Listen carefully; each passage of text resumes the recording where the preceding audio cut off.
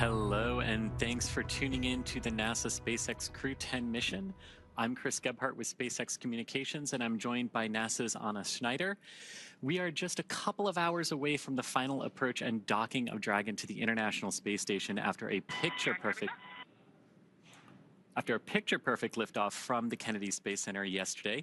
Overall, this will be Dragon's 46th visit to the International Space Station and its 14th human spaceflight mission to the orbiting lab, including the Demo 2 test flight, the 10 NASA Commercial Crew Program rotation flights, and 3 Axiom Space private astronaut missions. Now, looking back over the last 27 hours, launch day preparations started Friday, March 14th for our crew members. About 4 hours prior to launch, the crew completed their final medical checks before joining the SpaceX team to get into their spacesuits. After suit up in the NASA Operations and Checkout building, the crew walked out, waving some final farewells to their family and friends waiting outside. And then the next destination for the crew was the launch pad. It was a short ride to Launch Complex 39A, where the Falcon 9 and Dragon spacecraft were waiting for them. And then 2.5 hours prior to launch, the crew ingressed or entered Dragon, walking over that crew access arm, enjoying some last views of the Space Coast in Florida, and then heading into the White Room and then into the spacecraft Endurance. I love this view when the seats rotate. It's how you know you're getting close to launch, especially right before that hatch closure there. And then the moment we all waited for on Friday, Falcon 9 lit its 9 Merlin 1D engines and lifted off from Launch Complex 39A, where so many humans have left the planet Earth from the Apollo and Shuttle and now the Dragon programs. Falcon 9 ascended, and then following stage separation, the first stage booster supporting the mission performed a boost back burn to bring itself back to the launch site, where it landed at Cape Canaveral Space Force Station on landing zone 1. And then a couple of minutes after that, we had a good orbit insertion of Dragon, followed by spacecraft separation. And Anna, for me, it's always great to see Dragon flying free in space. Yeah, it was great, and it was about a 9-minute ride to orbit from liftoff and then until that stage separation and when it was flying free. So then about 45 minutes after liftoff, Dragon executed the first major burn known as the phase burn, which is performed at the first apogee or highest point of the initial orbit and raises Dragon's perigee or lowest point to a higher altitude. This was the first of 5 major burns using its Draco thrusters required to raise Dragon's orbit and position it for approach to the International Space Station. And then earlier today, that sequence of rendezvous and phasing burns continued as Dragon executed the boost burn at 12:08 p.m. Pacific time, 2:08 p.m. Central time. That boost burn put the crew in an orbit where Dragon's apogee, or the highest point of the orbit, was just 10 kilometers lower than that of the space stations. But raising only the apogee of Dragon's orbit isn't enough for the rendezvous that we want in order to be able to dock to the space station. So before we approach the space station, we needed Dragon's entire orbit, not just that highest point, to effectively be shadowing the space station. And in order to do this, Dragon executed the close burn at 12:50 p.m. Pacific time, 2:50 p.m. Central time, which was about half an hour after that boost burn. And there on the left-hand side of your screen, you can see a glimpse inside that Dragon Endurance spacecraft carrying the crew 10 astronauts as they make their final approach to the International Space Station. Now, as Chris was mentioning, that close burn placed Dragon in orbit roughly co-elliptic with the space station, meaning it was maintaining an orbit roughly 10 kilometers lower than the station the entire way around the Earth. And again, that's in contrast to only being 10 kilometers lower than the station during Dragon's apogee, or the highest point in its orbit, which is achieved by the boost burn beforehand. After that, Dragon performed a mid-course out-of-plane burn to fully align its orbital track to match that of the space stations, and that burn took place at 1:34 p.m. Pacific, 4:30 p.m. Eastern. More than an hour later, at 2:25 p.m. Pacific, 4:25 p.m. Central, Dragon executed the 4th maneuver known as the transfer burn, and this is where Dragon raised its apogee or highest point of its orbit to just 2.5 kilometers lower than the space station. And then Dragon rounded everything out with a final co-elliptic burn at 3:19 p.m. Pacific time, 5:19 p.m. Central time, to once again maintain a constant lower orbit than that of the space stations, this time just 2.5 kilometers below the orbiting laboratory. And this final burn was shorter than the rest, lasting just about 30 seconds. And now as we enter the approach phase, SpaceX flight controllers, which you can see there on the left-hand side of your screen, will work in tandem with the NASA team in Houston, which is on the right-hand side of your screen, to maneuver Dragon Endurance to the proper attitude. They will initialize the navigation sensors used for the methodical approach to station. They'll also activate and test out a number of systems on Dragon, including the bidirectional communications with the station using the C2V2 system. Now, C2V2 stands for Common Communications for Visiting Vehicles. It basically sets up a data stream from Dragon to the station, giving another path for Dragon telemetry to come to the ground and also providing an additional command capability to astronauts aboard the station. And that brings us to essentially where we are now. So looking a little bit ahead in our timeline, at approximately 7:35 p.m. Pacific time, 9:35 p.m. Central, Dragon's Draco thrusters will fire for the approach initiation burn. Now, this burn will take place when Dragon is about 2.5 kilometers below the space station and about 7 kilometers behind it and still catching up with the station. And the approach initiation burn will bring Dragon to a point about 400 meters or a quarter of a mile directly below the space station. A small burn after that, called the approach initiation mid-course burn, is planned for about 25 minutes later at 8:05 p.m. Pacific, 10:05 p.m. Central. And all of these maneuvers will also move Dragon inside one of two checkpoints around the station that requires a set of go and no-go polls from different control teams. This first checkpoint is called the approach ellipsoid, or as you might hear it called out over the nets, AE.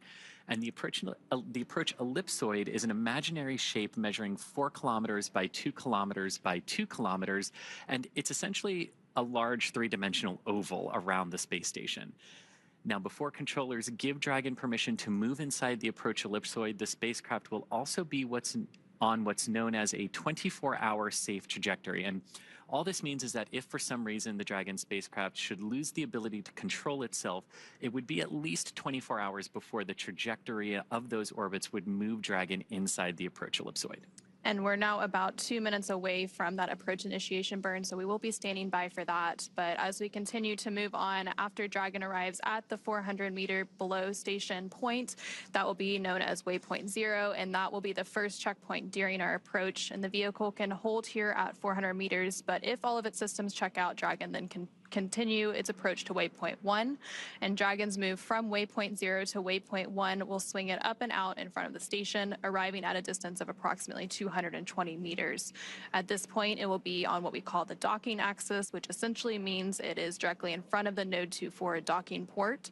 And just before arriving at waypoint 0, the NASA and SpaceX teams will conduct another go-no-go poll for Dragon, this time to move inside the keep-out sphere, which is another checkpoint that consists of an imaginary sphere around station with a radius of 200 meters. Flight controllers use this to monitor all arriving and departing vehicles, and this is another chance to confirm all of the guidance, navigation, and control systems are working correctly on Dragon before moving closer to station. It carries a similar requirement on the orbital trajectory that if Dragon were to somehow lose control of its thrusters, it and the space station would be safe for 4 orbits, or about 6 hours, rather than the 24 hours required to enter the approach ellipsoid. And then once Dragon has approval to move inside of the keep-out sphere, it will move from waypoint 1 in toward waypoint 2, which is just 20 meters in front of the station. Once Dragon is 20 meters away at waypoint 2, the spacecraft will begin focusing on aligning its docking systems with the International Docking Adapter. Shortly after that, we should hear a call out for CHOP, which stands for Crew Hands Off Point, a little less than 30 seconds before docking, when Dragon is just a few meters from the docking port. And at that point, any abort would have to be done automatically by Dragon. Now, after that, it will be the grand arrival for our crew on the space station, where Dragon will fly in and make contact with that International Docking Adapter, giving us first what we call soft capture.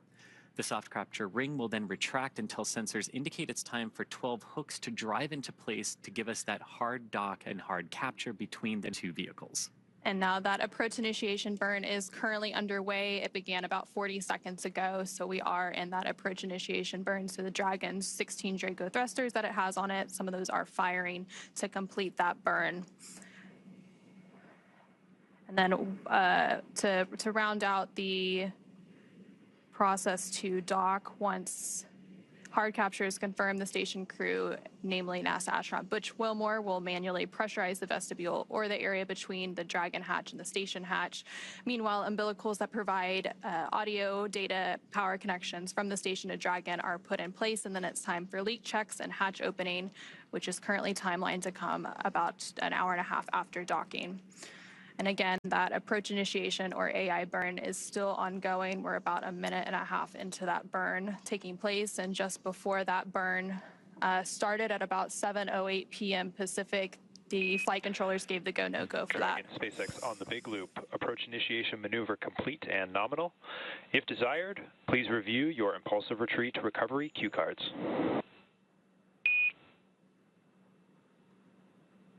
SpaceX Dragon, copy.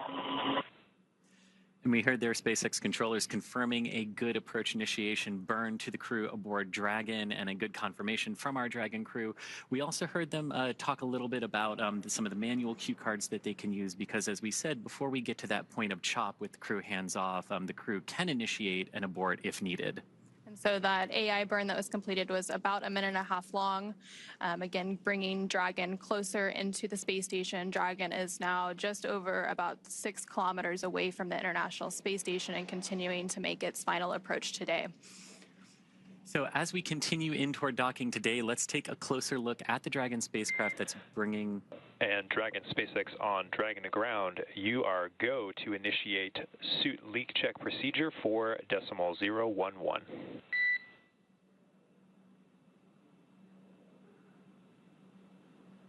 Dragon copies, we're in for decimal 011.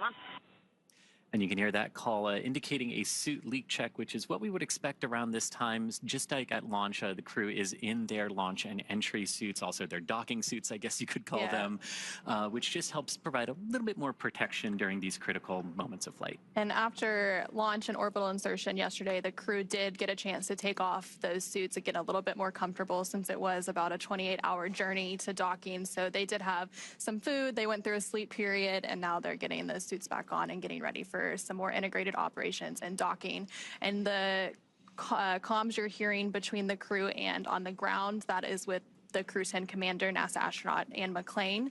And just before we came on air, they also configured the big loop. So that is where all of the parties involved in today's operation are all talking on one loop. So that is the station crew, the Dragon crew, the SpaceX team here that you can see on your screen, as well as the Houston Mission Control team for NASA. They're all talking on one integrated loop, and that's what will continue to be operating through today's docking procedures. It really is a good collaborative effort, getting everyone up there safely.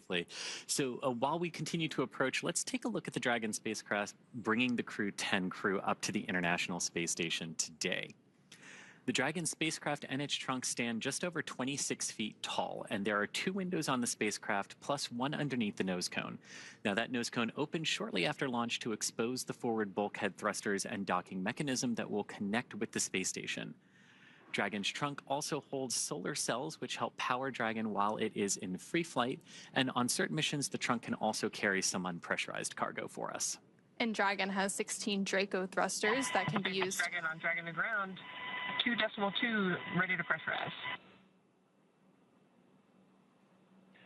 Copy, Dragon. You are go to initiate suit leak checks. And there you heard some additional Dragon copies, go for suit leak checks. some additional communications between the Corps and NASA astronaut Ann McClain, who is the commander for Crew 10, just confirming that they're proceeding with those suit leak checks. When you hear them talk about those procedures, there's often a number associated with that, and that is just the procedure number that they can go look up and make sure everyone on the ground and on the Dragon or on the station, they're all following the same procedures in step-by-step order. So Dragon does have 16 Draco thrusters that can be used in space to help navigate the spacecraft to its destination, and we saw those firing not that long ago with that approach initiation burn, and they've also been firing for all of those previous burns leading Dragon to the International Space Station. Again, Dragon is now just over 5,300 meters, about 5.3 kilometers away from the International Space Station and continuing to close in. But those 16 Draco thrusters don't include the 8 Super Draco thrusters, which can be used for an abort, but they are no longer active once the crew is in orbit. That's right. And with that crew, speaking of, Dragon has definitely played a significant role in advancing our future in space by safely transporting crew to and from the space station. There are currently 4 Dragon spacecraft supporting human spaceflight missions to and from the station. Those include the Dragon Endeavour, Resilience, Endurance, and Freedom.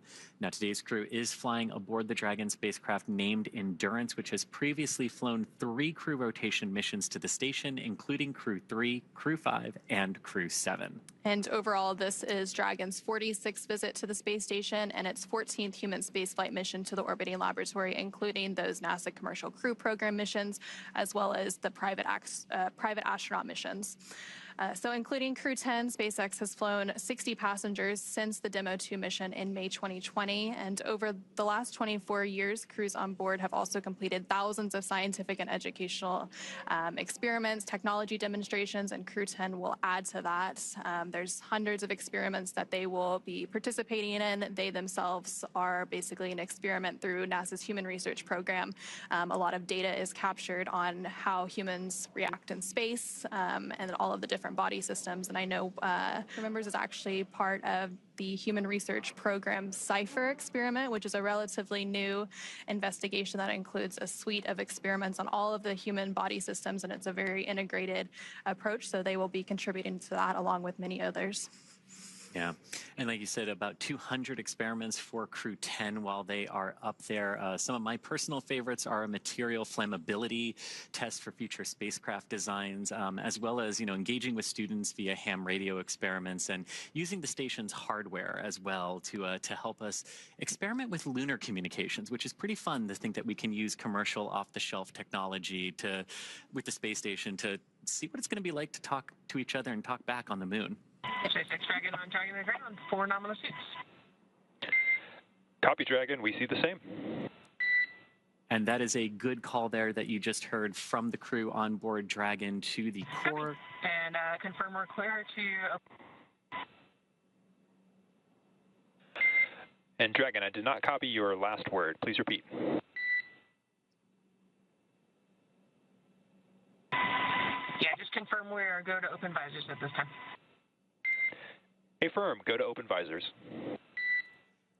And you could hear that exchange between the crew on board Dragon Endurance and our core officer here at SpaceX Mission Control, core standing for the Crew Operations Resource Engineer, confirming good suit leak checks ahead of docking operations today, and the crew able to open their visors there and breathe Dragon's normal cabin air as they continue on into their approach today.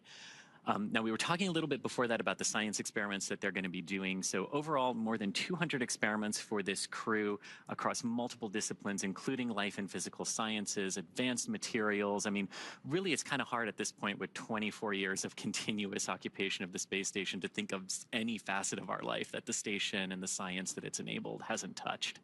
And the International Space Station is actually going to approach a very important milestone later this year. It'll be the 25th anniversary of a continuous human presence, which is absolutely crazy to think about. So there's a lot of people under the age of 24, almost 25, that haven't lived a single day without the International Space Station having humans on board, which is an incredible milestone to think about. It really is. I remember the day the first crew launched, and it's amazing to be 25 years after that and never had a gap. And so during all of those 25 years, obviously science has been a huge part of it. And as I mentioned earlier, those astronauts often serve as test subjects themselves, submitting blood and other samples. And so NASA's astronaut Anne McClain, who's also the Crew 10 commander today, is participating in that CIPHER, or complement of integrated protocols for human exploration research investigation, which again is a suite of integrated physiological and psychological changes seen in space, which could provide valuable results for future deep space missions. Yeah, and one of those other experiments that I was talking about involves the use of the ISS's ham radio. And normally this is what's used for the astronauts to engage with students on the ground, to help teach students, how to communicate when you have to manually hold the receiver and everything. But what's really cool about this technology too is it's going to be used during Crew 10's stay on the station to test hardware and software for navigation and communication on the moon, called NavCom by NASA. But this is really cool too because it's not only using the space station's antennas to test our ability to send timing commands and time-coded messages to basically help the GPS network. But there's also an experiment like this that just recently landed on the moon on Firefly's Blue Ghost mission.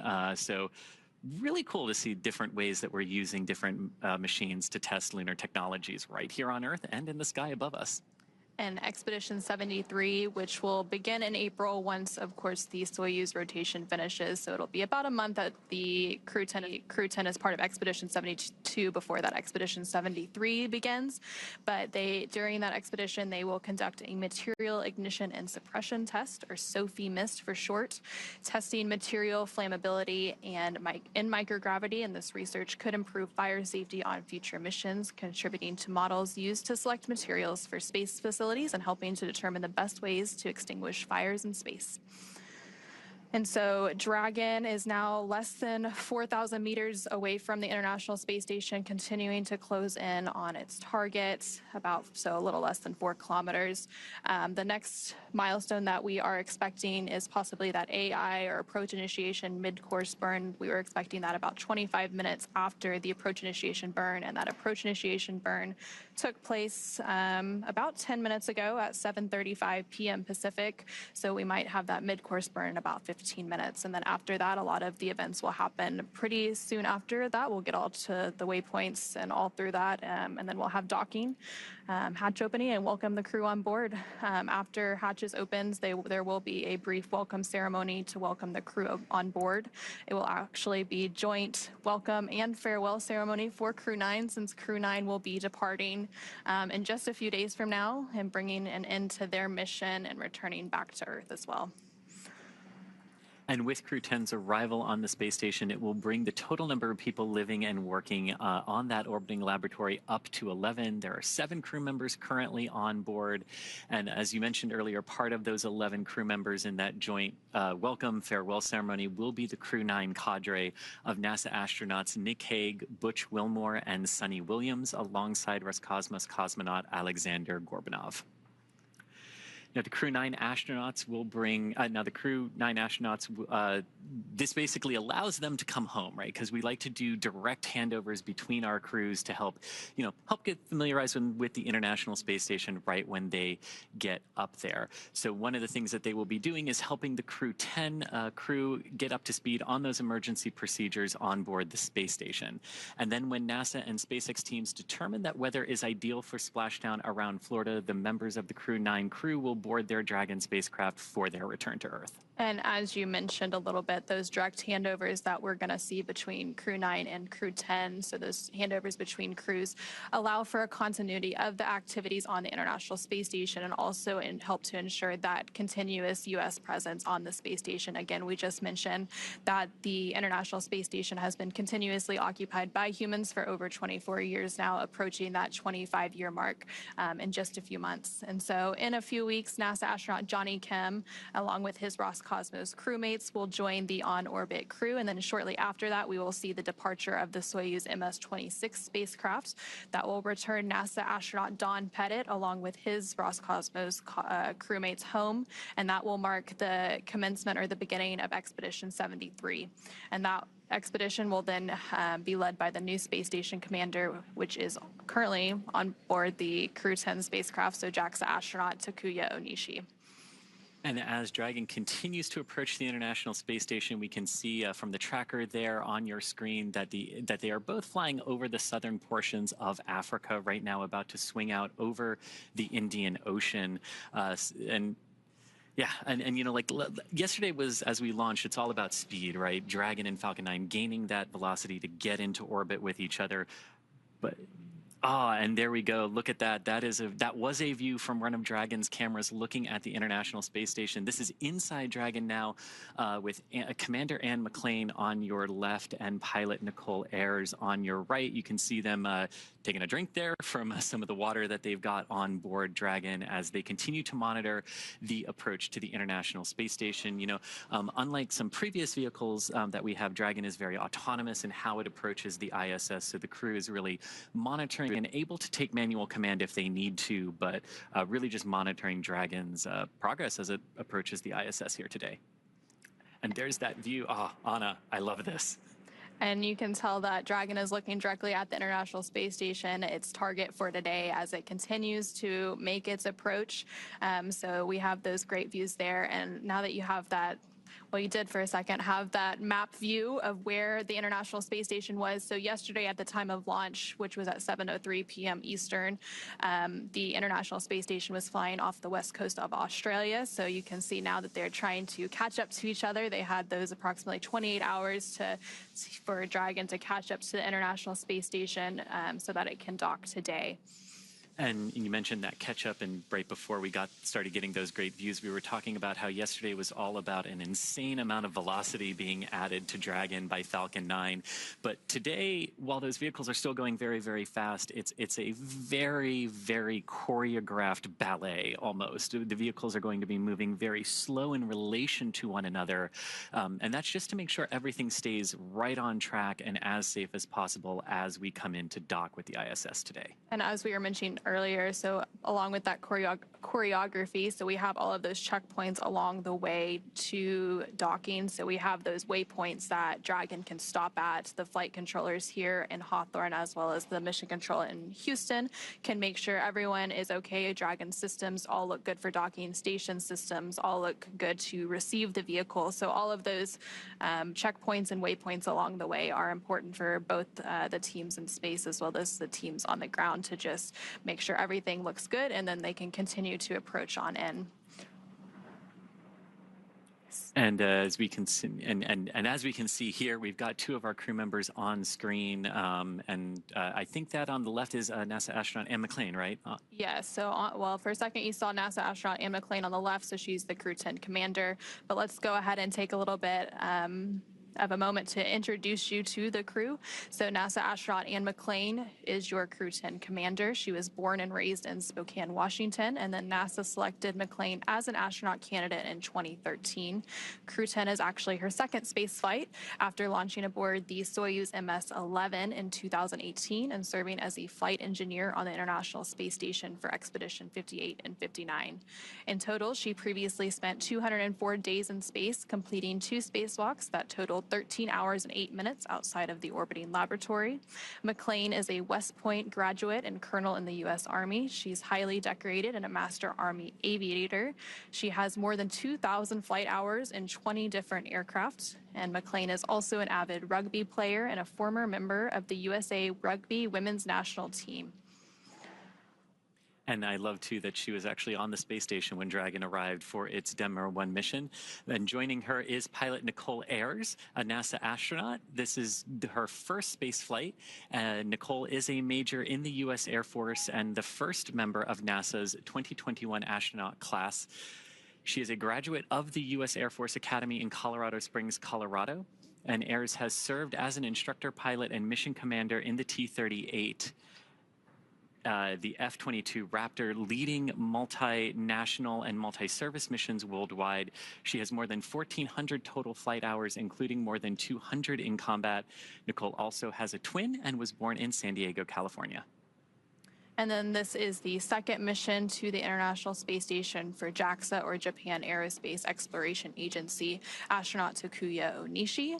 He previously launched aboard the Soyuz MS-01 mission in 2016 and spent 113 days in space as a flight engineer for expeditions 48 and 49. Onishi received a Bachelor of Engineering degree in Aeronautical and Space Engineering from the University of Tokyo, and then embarked on a career in aviation. He was selected as an astronaut candidate by JAXA in 2009, and during his stay on the space station, he became the first Japanese astronaut to capture the Cygnus spacecraft in space. And while he's not training, Onishi enjoys flying, playing the saxophone, movies, and hiking.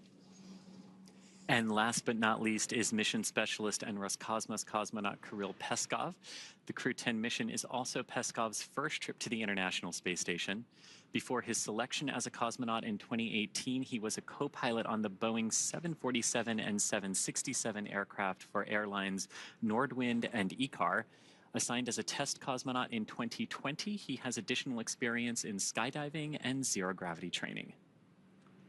So between NASA astronauts Anne McClain, Nicole Ayers, JAXA astronaut Takuya Onishi, as well as Roscosmos cosmonaut Kirill Peskov, those are the cadre of 4 that make up Crew 10, who's currently approaching the International Space Station, again following that launch yesterday from NASA's Kennedy Space Center in Florida at 7:03 p.m.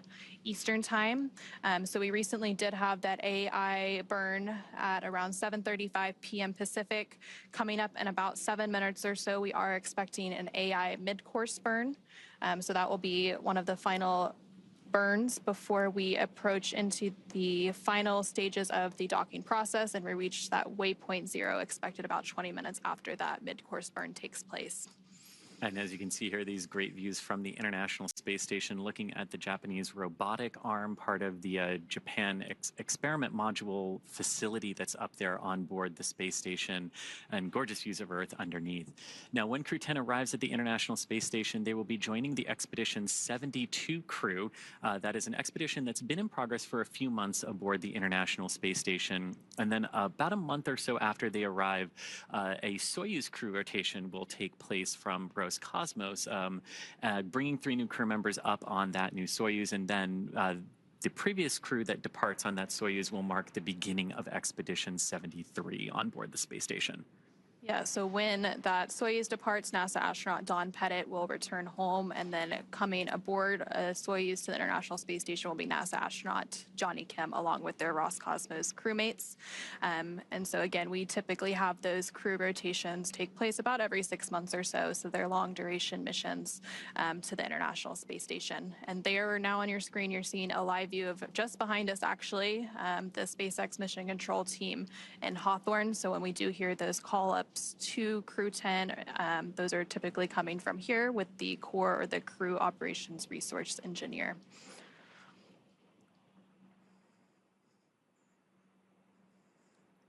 And, we've been talking a lot about, Crew 10, our 10th resupply, our 10th rotational mission for Crew for the commercial crew program. And this is just part of the storied history of crew rotations on the International Space Station over the last 24 years. The Soyuz we've mentioned as one of the vehicles that has done this, Dragon as well. The shuttle's also responsible for some crew rotations. It's just really impressive to think about what has gone on across those 25 years of near permanent human habitation on the space station. Yep, and so the space station has been occupied, of course, almost 25 years. There are a lot of commercial players coming into play, and so we also have our commercial low Earth orbit development program that's looking towards the future of what's next for low Earth orbit once the International Space Station does retire. Of course, it's made incredible contributions so far, though, and it has several years to go. But while we continue on Dragon's approach to the International Space Station, why don't we go ahead and check in with the International Space Station Flight Control Room and NASA's Gary Jordan. Hey, thank you, Anna. Thank you, Chris. Welcome to the International Space Station Flight Control Room here in Houston, Texas. The teams here are working jointly with the teams in Hawthorne, California, monitoring the operations that are in space right now. Crew 10 approaching the International Space Station, about to enter inside the approach ellipsoid. The teams here in the room are currently polling for that next milestone. The approach initiation brings them up to what's called waypoint 0, just below the International Space Station. In just a few minutes, the Crew 10 vehicle Endurance is expected to perform what's called a mid-course maneuver, an approach initiation mid-course to converge on waypoint 0. This is right below the International Space Station. Teams here in the room are polling to make sure that the next milestone that happens from waypoint 0 to waypoint 1, right immediately in front of the International Space Station, that the teams here are go for that next milestone. When Endurance makes its way to waypoint 0, it will not pause. It will continue on to waypoint 1 right in front of the International Space Station. There are a couple of things that the teams here in the room need to check off to make sure that Crew 10 is ready for docking.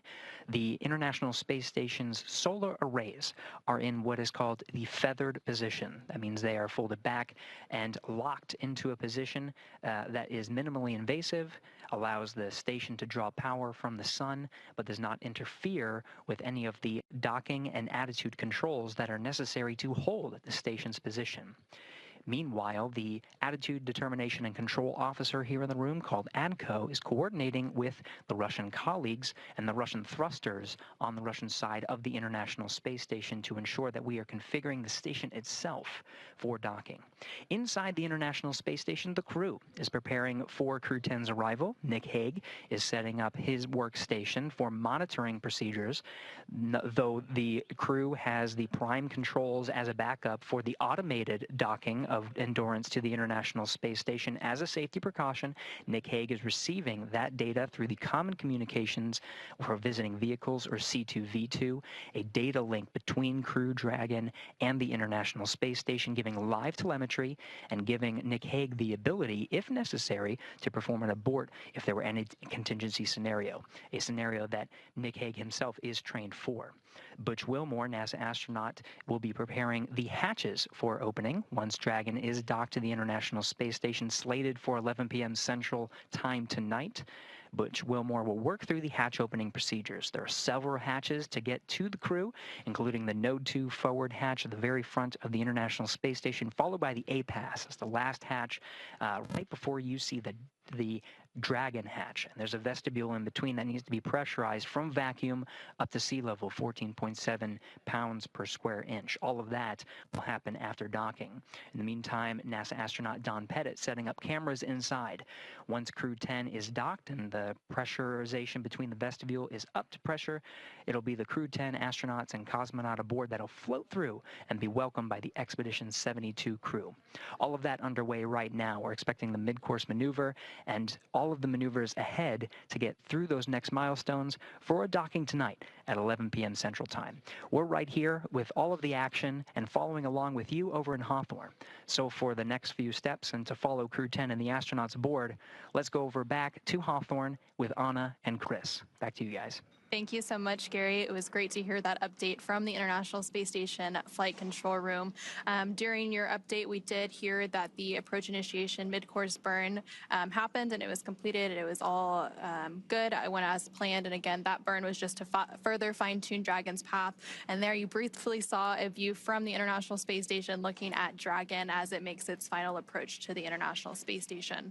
So now coming up, once Dragon arrives at 400 meters below the station, it will be what is known as waypoint 0, and that will be our first checkpoint during our approach, and the vehicle can hold there at 400 meters, but if all of its systems check out, Dragon can then continue its approach to waypoint 1. And Dragon's move from waypoint 0 to waypoint 1 will swing it up and out in front of the station, arriving at a distance of approximately 220 meters. And at this point, it will be on what is known as the docking axis, which essentially means it is directly in front of the docking port. And the crew are headed to the forwardmost port of the station today, the Node 2 forward, which is the forward-facing port. And Dragon has docked to Node 2, also known as the Harmony module, for all of the crewed missions so far, because that is where both of the international docking adapters, or IDAs, are located.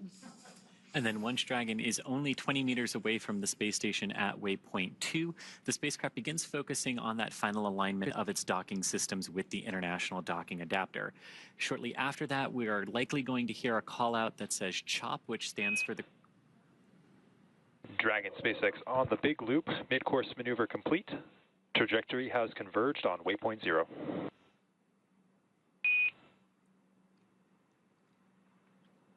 And that is exactly what we were hoping to hear.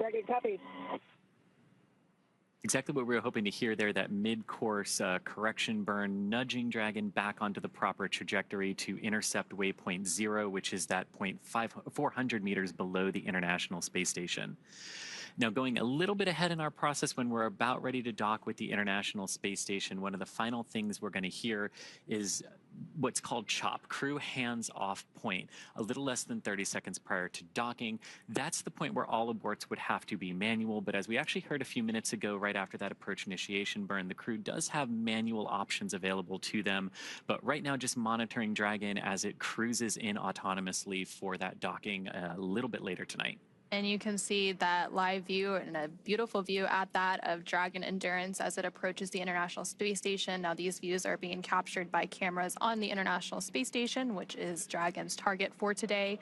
And the International Space Station and Dragon are currently flying about 260 statute miles over the Indian Ocean.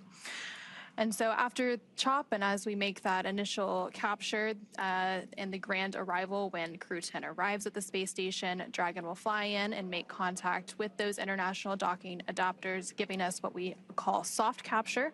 And the soft capture ring then retracts until sensors indicate it's time for 12 hooks, 2 sets of 6, to drive in place to give us a hard capture and firmly secure Dragon to its new home on the space station. Then the station crew, namely NASA astronaut Butch Wilmore, will manually pressurize the vestibule or the... And Dragon SpaceX on the big loop. Ground has pulled go for approach 0 and enabled the maneuver. Expected maneuver start time is approximately 0321 Zulu. Reminder that Dragon will nominally continue its approach through waypoint 1 towards waypoint 2 without stopping.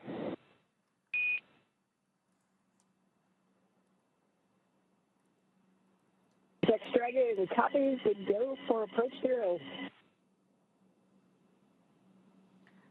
And there we just heard some conversations between that core crew operations resource engineer here at SpaceX Mission Control in Hawthorne and NASA astronaut and Crew 10 Commander Ann McClain. They were talking about approaching waypoint 0. They had that go, no-go poll. Again, those are joint polls between the SpaceX team in Hawthorne as well as NASA's team in Houston, just to verify that all systems on Dragon, all systems on the space station look good and they can proceed past that waypoint 0 that we were just talking about.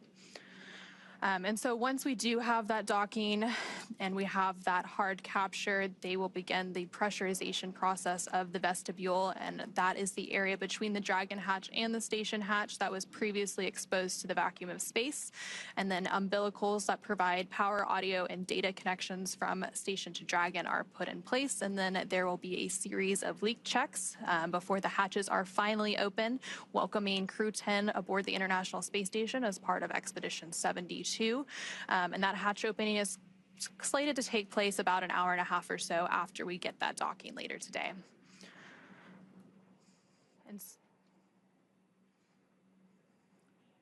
And so following a liftoff yesterday at 7:03 p.m. Eastern, 4:03 p.m. Pacific, a lot has happened since then. So there was that 9-minute ride to orbit before we had that orbital insertion and Dragon flying free. And there you see Dragon flying free continuing to on your screen following that about 28-hour journey. Station Houston on the big loop. Expect to start monitoring Dragon in approximately 35 minutes.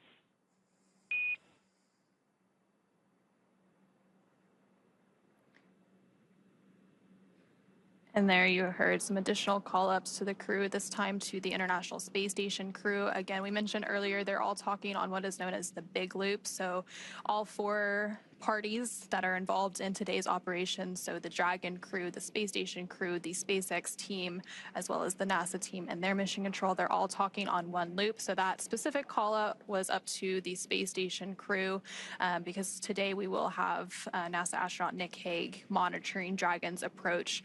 And so they were just saying that there's about 35 minutes before that monitoring will begin taking place by NASA astronaut Nick Hague. And we've talked, that's part of what we've talked about that cooperative element of the docking sequence. While Dragon can do this autonomously, there's folks here at SpaceX Mission Control in the ISS flight control room and on board the ISS, making sure that, just monitoring, again, making sure everything is going as we want it to today. And you can see there Dragon kind of exiting off the top of your screen. The camera will pick it up again there as Dragon goes over Earth there. You can see its nose cone opened up, and that you can see the forward docking adapter there, which is what is aimed at camera right now. And that nose cone was over that docking apparatus during liftoff to help protect it from the aerodynamic forces and some of that heating that Dragon experiences as it heads uphill into space.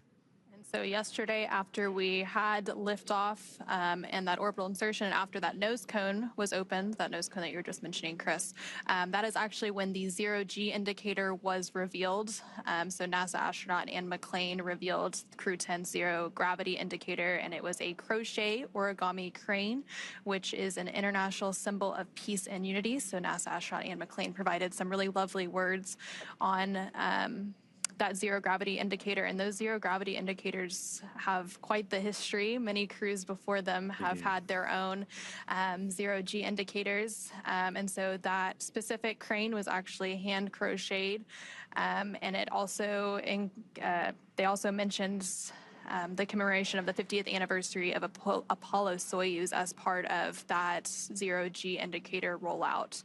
That's right, 50 years this year. So a lot of milestones this year in the space world: 50 years of Apollo-Soyuz, 25 years of International Space Station continuous human presence. There's a lot that's happened and a lot to look forward to, especially with all of the commercial space activity going on so far this year and into the future. That's true, and SpaceX right in there with you. Crew 10 actually lifting off on our the 23rd anniversary of SpaceX's founding.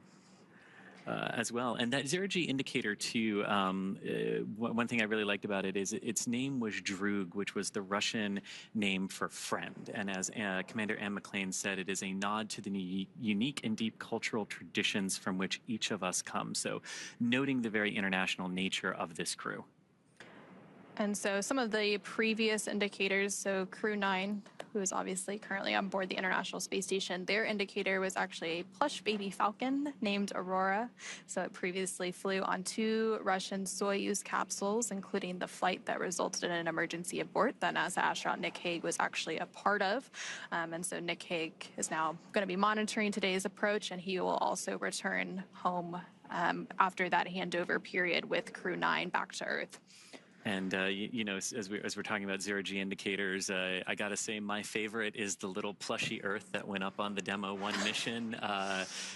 You know, we talked a little bit earlier, Anne McClain was on the space station when Dragon arrived for its uncrewed Demo 1 test flight, that paved the way for all of these crew rotation flights for NASA and for Axiom Space as well. And that little plushy Earth, oh man, I smiled a lot looking at Anne's smile when she saw that sitting inside the Dragon capsule. And then you can see Anne there on the right-hand box. Anne is on the left-hand side working on that tablet right now.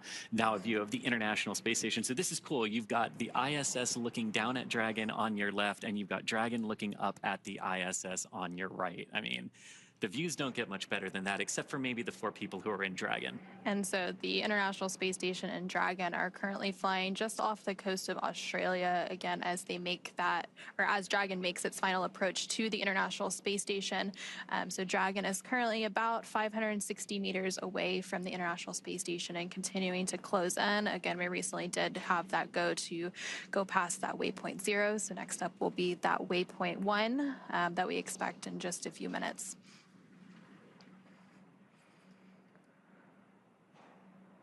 Yeah, and from that initial test flight that Dragon did in March of 2019, that was then followed in May of 2020. Kind of hard to believe we're also approaching the 5-year anniversary of Dragon human spaceflight missions as well this year.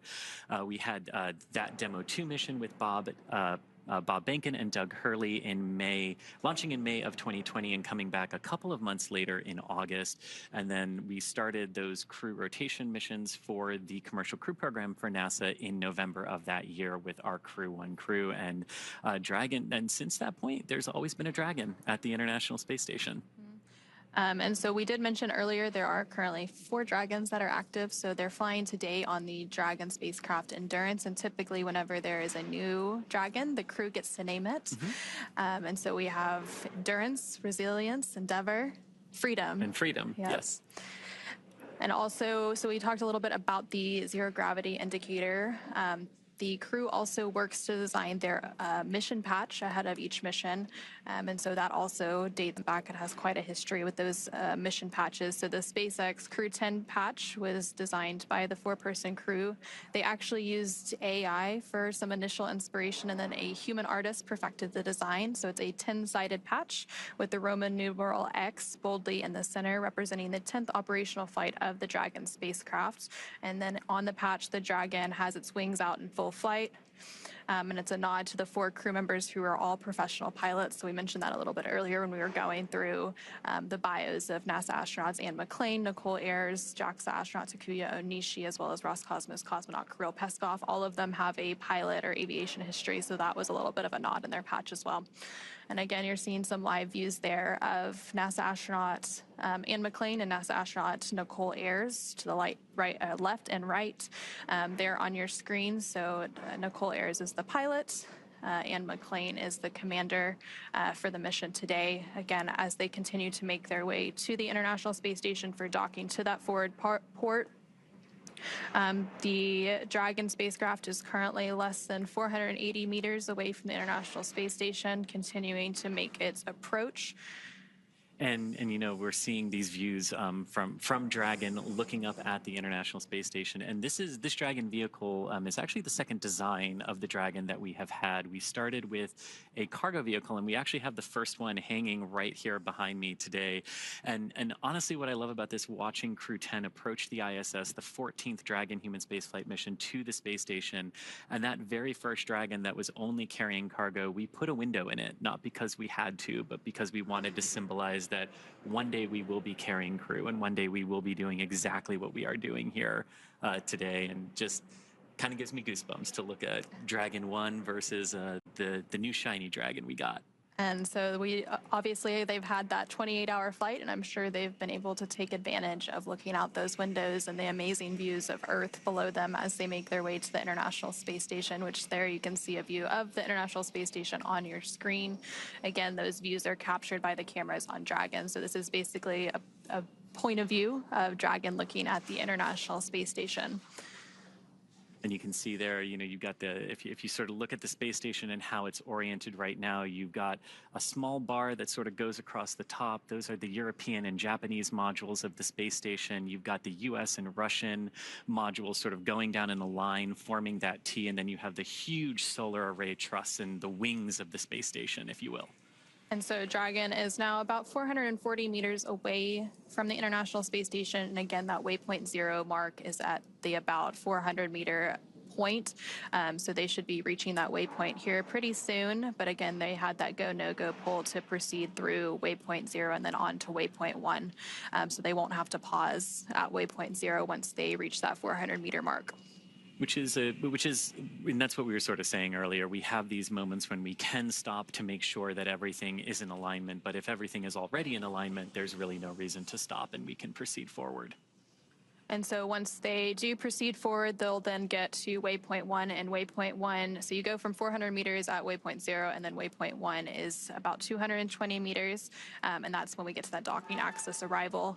And so they'll have that go ahead and proceed to that point. And once they are on that docking axis, it basically means they are directly in front of the port. So that forward port on node 2, the Harmony module that they will be docking to today. So Dragon will be looking directly at that International Space Station docking port, and they can do some final alignment checks if they need to. And then from there, they will then move to waypoint 2, which is just 20 meters away. And there you can see another view of Dragon. This is a camera on the International Space Station, and they're currently flying over Sydney, Australia. So that's the International Space Station looking out at Dragon. Those cameras are actually controlled by one of the flight controllers in Mission Control in Houston. So the Cronus typically operates those cameras, and they're the ones that are manually moving those cameras up and down and trying to find Dragon and keep a focus on it so that we can have these amazing views here today. And as Dragon, as you mentioned, that waypoint point about 220 meters from the International Space Station, that's very close to, but just outside what's known as the keep out sphere for the International Space Station. This is the sphere that any visiting vehicle needs to stay outside of until given explicit permission to proceed in closer to the International Space Station. We would expect that go no go poll to either come when they're holding at waypoint 1, or if they don't need to hold at waypoint 1, shortly before they're to then proceed into waypoint 2, 20 meters from the station. Again, another point where they could hold if they need to, and we have on past flights seen them hold sometimes at that waypoint 2 20-meter point for a variety of reasons. Sometimes it's alignment, sometimes it's been visuals and lighting conditions, with just where the International Space Station is in its orbit. Might seem kind of odd to think that, wait, why would we need to wait if we can dock at night? But shadows are really important in understanding them and how they interplay with the autonomous navigation systems. And so we're actually pretty close to that waypoint 0 mark. We're about 403 meters. So Dragon's about 403 meters away from the International Space Station. So just around that waypoint 0 mark that we've been talking about. Now Dragon will continue past that point and into waypoint 1, which is again that 220 meter mark. So it really is just a choreography that it follows throughout its final approach and docking today. And if you think about the overall trajectory of approach here, you can kind of think of it as like an airplane that's in the air, where you're directly underneath it, but then you can walk in front of it and up to its nose. And that's sort of what Dragon's going to do here, moving from waypoint 0 up to waypoint 1. And so you were mentioning the keep out sphere. So that's one of those invisible boundaries.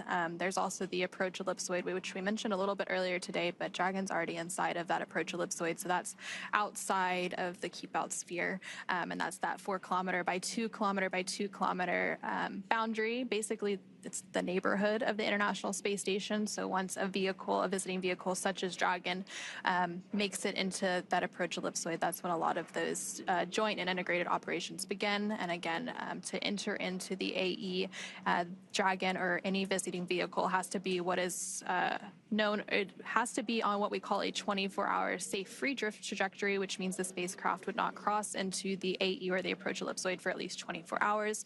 So when they do those go, no-go polls to proceed in that is one of the things that they're looking for, making sure that that the vehicle is safe and can proceed in. And so now we're going inside that next invisible boundary around the space station, which is that keep out sphere that we've been mentioning. And if you're just joining us here, some great views that are on your screen as Dragon is approaching the International Space Station just inside of 400 meters now, passing waypoint 0. On the left-hand side of your screen is a live view from the International Space Station looking down at Dragon. You can kind of see it moving across the white clouds there, about to go over the blue ocean in the middle of the screen there. And then on the right, we did have some images of the International Space Station and some images inside of Dragon as well. But Anna, it never gets old looking at views of spacecraft silhouetted against Earth. And if we think these views are amazing, I just can't imagine what Crew 10 thinks of these views looking down at Earth from the Dragon spacecraft. So you did mention we were inside of waypoint 0. Dragon SpaceX on the big loop. Approach 0 has started and trajectory has converged on waypoint 1. Expect arrival at waypoint 1 at approximately 0347 Zulu.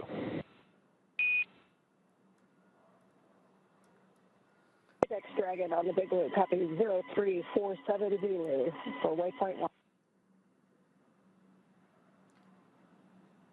And you hear that sequence of calls there confirming that Dragon successfully passed waypoint 0 and the trajectory has aligned where we want it to waypoint 1. So everything going very, very good there. And we're expecting the arrival there at waypoint 1 in just about 25 minutes from now. So once we get to waypoint 1, Dragon will be about 220 meters away from the International Space Station. So again, this is another checkpoint on the way to the International Space Station. And then that final checkpoint is waypoint 2, which is just 20 meters away. And then from there, we will have that initial contact and capture, what is known as soft capture, before those 12 hooks, 2 sets of 6 deploy to have that hard capture. And then they can begin releasing those umbilicals for data and power, and then began the pressurization activities for the vestibule, which is that area between the station hatch and the Dragon hatch that had been previously exposed to the vacuum of space. They'll conduct some leak checks, and then, of course, welcome the new crew aboard the International Space Station. And yesterday when we lifted off, we were talking about the precise second that we had to lift off to be in the correct plane to reach the International Space Station today. And liftoff times are very very choreographed, tightly choreographed to make sure we can do this.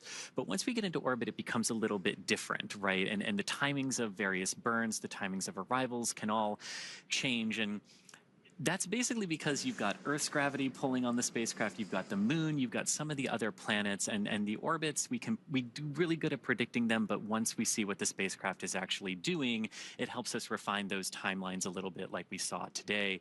And the timings of those burns changing a little bit, maybe not needing to do some of them if Dragon is doing really well. So it really is interesting how it shifts from super precise to now we've got to see what they're actually doing in space. Typically, when we have a launch, we have what's known as a targeted docking window.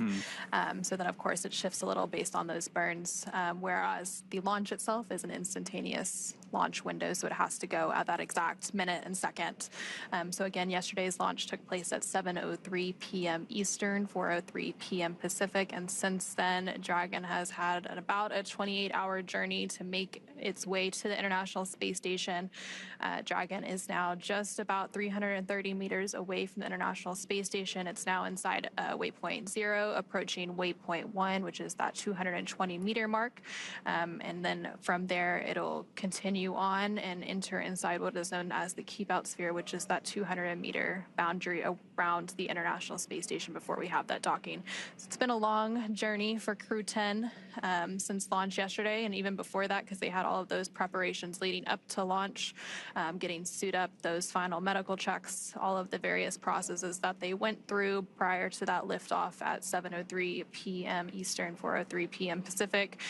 So I'm sure they will be glad to be welcomed on board the International Space Station in really just a few minutes from now. Yeah, and after that liftoff yesterday, and after the crew initially got onto orbit, there were some things that they needed to do as Dragon, configured itself for the orbital journey up to the International Space Station today. The crew got some time to eat, they got some time to rest and relax as well over the course of the last 28 hours. So it hasn't just been fully in their suits, in their seats. They were able to take those suits off shortly after liftoff. They are, of course, back in those suits now because during the more critical operations of spaceflight, such as launch, docking, undocking, and reentry and splashdown, we do have the crews in those intravehicular activity suits, or IVA suits as we call them. So you'd mentioned a little bit some of the free time that they've had without those suits. They did have that sleep period. They woke up today around 8 a.m. Central, 8 a.m. Pacific, 10 a.m. Central. So they've been up for about 10 hours or so getting ready for today's docking operations, but they did have that time to take a nap and get well rested and ready to be part of the Expedition 72 crew, and also on the International Space Station. Not that long ago, the ISS crew was actually asleep right before we came on air. So they finished those post-sleep operations that they go through to start getting ready for today's docking operations. Again, NASA astronaut Nick Hague will be monitoring Dragon's approach. And SpaceX Dragon on the big loop. Expect reconfiguration of C2V2 return link to support docking video shortly.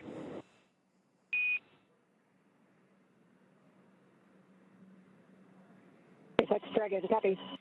And that call basically saying that that C2V2, the common communication for visiting vehicle system that allows Dragon to talk to the ISS to talk to the ground, it just sort of creates some nice redundant communication paths for all the vehicles and all the teams involved today. That system was primarily configured for the initial approach of Dragon up to the station through waypoint 0, and we just heard them briefing the crew that they'll be reconfiguring that again for the docking portion. So we'll continue to hear a lot of those call-outs from the ground teams and the astronauts on the International Space Station, as well as Dragon, as we continue to get into the final stages of docking today. Right now, Dragon is about 310 meters away from the International Space Station and continuing to fly in to make its final approach and docking. So it's getting pretty close now. And there you're continuing to see, if you squint, you can see a view of Dragon there in the center of your screen. So again, these are views captured by cameras on the International Space Station. And so that is the Dragon Endurance spacecraft. And it's actually the fourth flight for that Endurance spacecraft. It previously flew 3 other commercial crew program missions, Crew 3, Crew 5, and Crew 7. And the fourth flight, obviously, today for Crew 10. That's right. And overall, this is the 10th crew rotation mission for NASA's Commercial Crew Program that Dragon is flying. It's also Dragon's 14th human spaceflight mission to the International Space Station and Dragon's 16th human spaceflight mission overall, since Dragons don't always go to the International Space Station, but we have had 2 free flyer missions in the Inspiration 4 and Polaris Dawn missions as well. And with today and with the Crew 10 mission, Dragon has carried 60 crew members at this point across its 16 missions.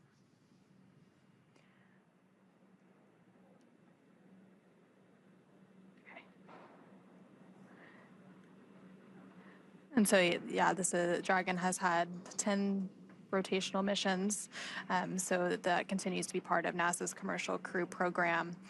We also have, of course, the Commercial Resupply Services, and we have the Commercial Earth Orbit Development Program working on potential future commercial space stations. So space is really becoming a commercial public-private endeavor. And you see that here as Dragon is docking to the International Space Station, obviously a government platform, but commercial partners bringing crew and cargo and things to the International Space Station. Again, once Crew 10 is on board the International Space Station, they will partake in a multitude of science experiments, technology demonstrations, all for the benefit of humanity. And so as Dragon continues to make its final approach to the International Space Station, now about 370 meters away, let's go ahead and turn it back over to NASA's Gary Jordan at NASA's Mission Control Center in Houston. Hey, thank you, Anna. We are following along on the action here. Now inside the approach ellipsoid, we are in what is called joint operations. Both teams in each of the flight control rooms here in Houston, as well as where you are, Anna, at the Mission Control Center over in Hawthorne, California, with the SpaceX teams, are operating by the same joint flight rules.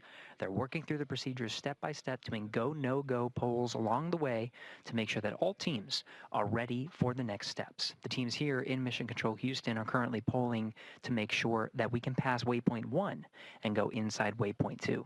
When we pass waypoint 1, we're going to be inside what is called the keep out sphere. Now, when we cross that boundary, there are a new set of flight rules to abide by and a new set of conditions to make sure that the crew can proceed all the way to docking, currently scheduled again for tonight at 11 p.m. Central Time, 9 p.m. Pacific. So the station is continuing to prepare for the crew's arrival. As I mentioned before, the station's solar arrays are feathered. We did configure the station itself to be in the docking attitude, and teams here are working through the C2V2 system, the common communication for visiting vehicles, power cycling that and make sure that data is flowing between the 2 spacecraft, the International Space Station and Crew 10 Endurance, and that Crew 10, when it's on the docking axis right in front of the International Space Station going in towards the forward port, has a perfect view of the docking ring, of the docking port, the International Docking Adapter. And as it closes its way in, has all the data Dragon is transmitting docking camera video. Please confirm video and data updating in the Dragon docking monitor.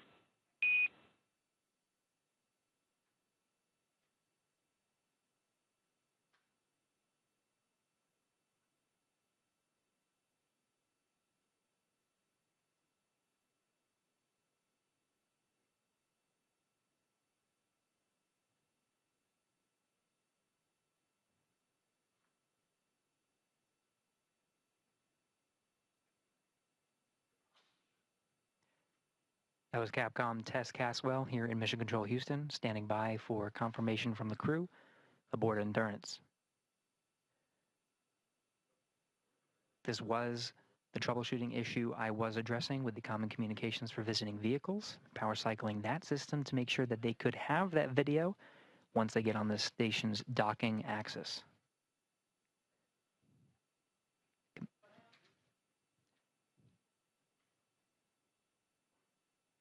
As we wait for crew confirmation, we are getting video from the International Space Station's external cameras. And Houston Station on the big loop, I can confirm I have good centerline camera. Station looks beautiful. Houston copies.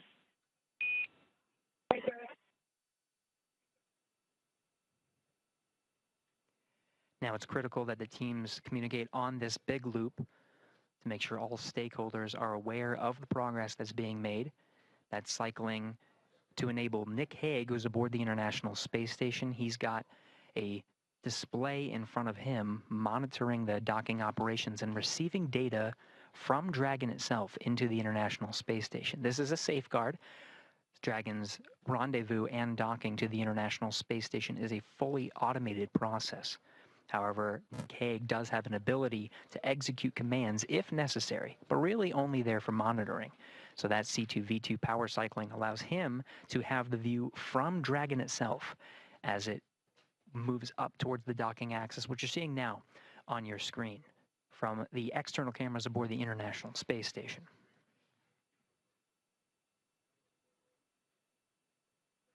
Hague monitoring Dragon's arrival, receiving data including range and range rate, making sure that Dragon is moving at the expected velocity, speed, position. Everything's positioned on board the International Space Station for docking. Again, the station itself at the docking attitude. Now again, the station teams here in the International Space Station flight control room polling to make sure that Dragon itself can proceed past waypoint 1 towards waypoint 2. Waypoint 2 being just 20 meters in front of the International Space Station's docking port. This will be inside the keep out sphere. It is Nick Hague monitoring the operations from the International Space Station. Now, once it makes its way in to dock with the space station, it'll be NASA astronaut Butch Wilmore that is tasked with the responsibility of opening up the hatches and preparing the station to welcome the crew aboard Endurance. This includes opening up several hatches, including the Node 2 hatch and the APAS hatch, both of which are closed for the docking operations and cannot be opened until the docking is complete. He'll start venting air to make sure that the air is circulating properly through the pressurized mating adapter, and there's no pockets of carbon dioxide, just a safety procedure. When he's going to inspect the hatch, he'll be wearing goggles and gloves for safety measures. We'll cover all of that post-docking, but that'll be Butch Wilmore's responsibility. We'll also be getting camera views from inside the station. These were set up by NASA astronaut Don Pettit. The crew waking up and making sure on an early day aboard the International Space Station, much earlier than their typical day. In fact, their crew wake period was just after midnight Greenwich Mean Time, which is the time that they operate aboard the International Space Station. They were up and making sure that everything was prepared for Crew 10's arrival today.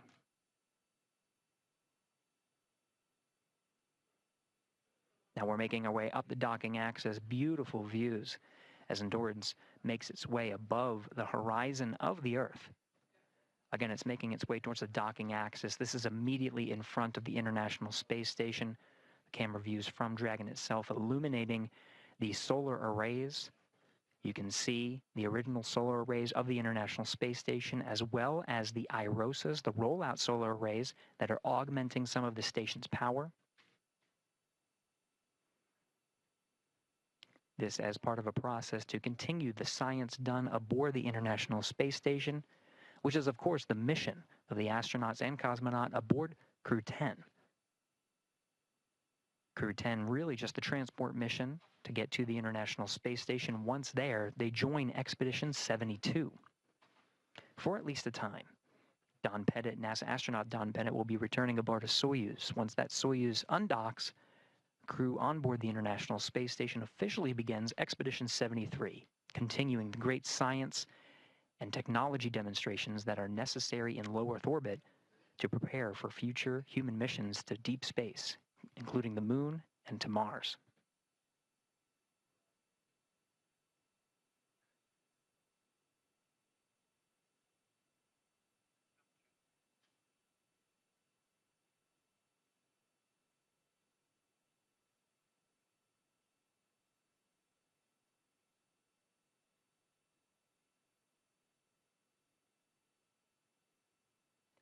Camera views from inside Dragon Endurance showing displays that show some of the trajectory that is necessary to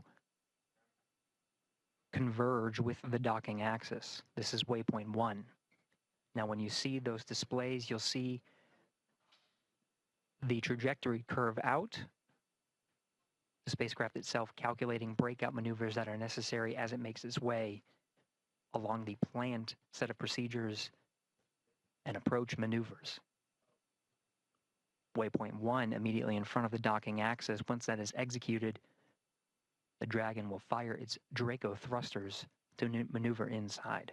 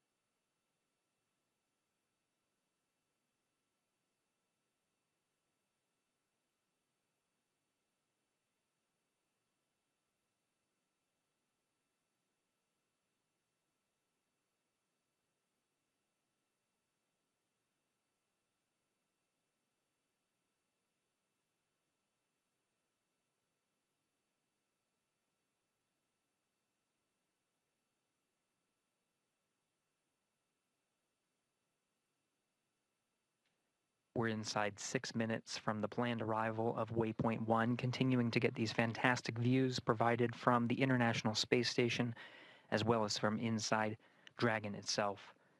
Commander Anne McLean, as well as pilot Nicole Ayers, you see positioned as the camera in between them, shows them in their launch and entry suits.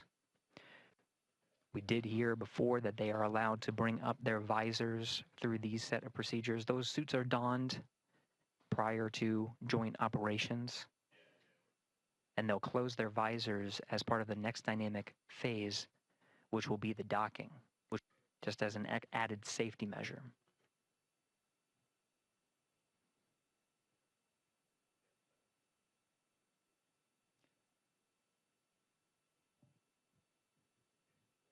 Endurance less than 300 meters from the International Space Station, being illuminated by an orbital sunset right now. The views you see of Earth and of Dragon will start to get a little darker as we enter into an orbital sunset and orbital nighttime. Dragon, now brightened by the sun, will start to dim, and you'll start to see the docking lights as well as the navigation lights. Docking light will be white at the center of the spacecraft, and you'll see green and red lights on the forward bulkhead, green indicating the starboard position, red indicating the port position. The International Space Station cameras sometimes view from an upside down position, as you can see from this view, as the Earth is on the top left of your screen. So the port and starboard navigation light positions will be reversed, but it's because the camera is sort of upside down from the position of Earth. Additionally, the cameras on board the International Space Station are subject to the radiation environment of the station. Now, the station itself does receive a certain amount of radiation, but also a certain amount of protection from the Earth's atmosphere. As we are in low Earth orbit, 250 miles from the Earth is not terribly far. There's still a decent amount of protection, but there is a higher radiation environment. When we enter into an orbital nighttime, some of the cameras, you'll start to see some pixels, different colors on the camera. As we enter into an orbital nighttime, those pixels and different colors become a little bit more apparent. Those are from the radiation environment, the radiation damaging the pixels inside the cameras themselves.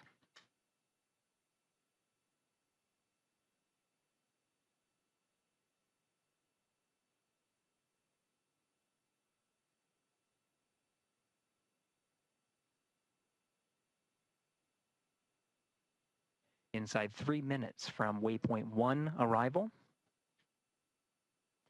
We do have a go to proceed past waypoint 1. So Dragon, what you'll see is not a pause at waypoint 1, but it should proceed towards the keep out sphere. You'll notice some of the views change throughout our coverage here. The feeds coming from Dragon, you can see illuminating the International Space Station. Those feeds provided Dragon, by ground SpaceX stations. on the Big Loop. Approach 1 and soft capture ring extension will begin shortly. Dragon will continue its approach to waypoint 2.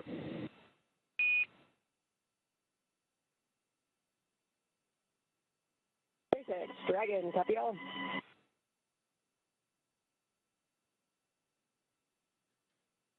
And that relayed from the SpaceX core in Hawthorne, California, confirmed by the crew aboard Endurance. We are proceeding inside the keep out sphere.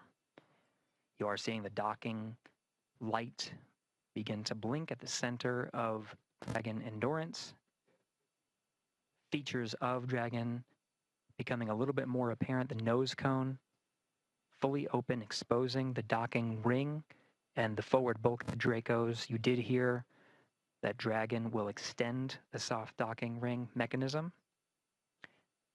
This allows for a cushioned contact as Dragon makes its way toward the International Docking Adapter.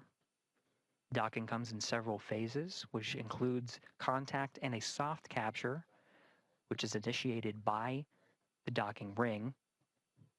That docking ring is retracted to pull Dragon in closer to the International Space Station, and then begin a sequence to hard dock Dragon to the International Space Station. There are 12 hooks that are driven to really latch Dragon to the International Space Station. They're deployed in 2 sets of 6. And those will be confirmed by the crew. Once all of the hooks are driven, there is also an umbilical that extends and connects to an interface on the International Space Station side to provide power and data transfer between the 2 vehicles. Dragon right now operating on battery power and solar power that's generated from the trunk. Once Dragon attaches to the International Space Station, it'll be receiving power from the International Space Station through the duration of its stay aboard. We did hear confirmation that Dragon is passing waypoint 1. So we're now moving inside the docking axis and towards the keep out sphere.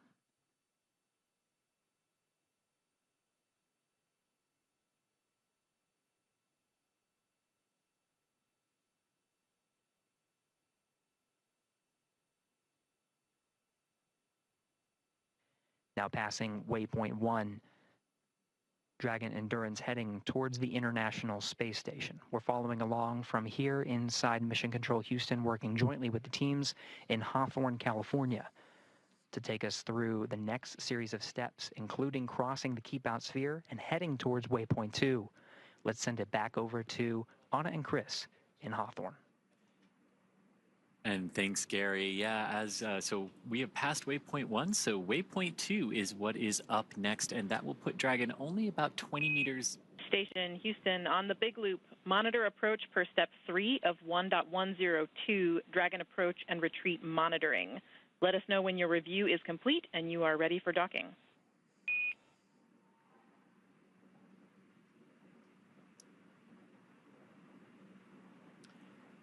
You heard that. Station copies on the Big Loop, step 3, and I can confirm that the review is complete and we're ready for docking.